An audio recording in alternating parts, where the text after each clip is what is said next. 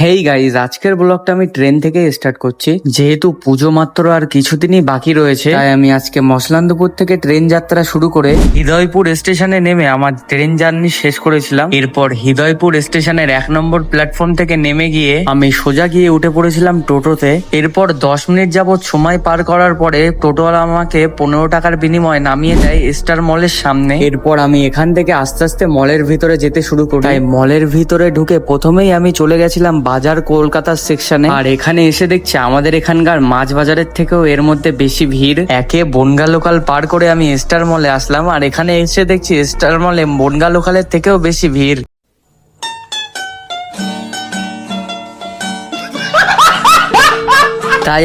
তাই আমি এখান থেকে পালিয়ে চলে এসেছিলাম জুডিওতে। আর এখানে এসে ফার্স্টেই আমার এই শুটি পছন্দ হয়ে যায়, তাই এটা নিয়েই আমি বাইরের দিকে যেতে থাকি। আর সোজা গিয়ে পৌঁছে যায় আমাদের হৃদয়পুর স্টেশনে। আর এরপর এখান থেকে গোবরডাঙ্গা লোকাল ধরে আমরা সোজা গিয়ে নামি মসলান্দপুর স্টেশনে। আর মসলান্দপুর স্টেশনে 2 নম্বর প্ল্যাটফর্ম দিয়ে আমরা চলে যাই সেই ফেমাস মোমোর দোকানে। তাই আমার খুব খিদে পেয়েছিল বন্ধুরা, তাই আজ মোমো খেতে খেতে ব্লগটা এখানেই এন্ড করছি। লাইক শেয়ার কমেন্ট করতে ভুলবেন না। দেখা হচ্ছে পরের ভিডিওতে, ততক্ষণের জন্য বাই।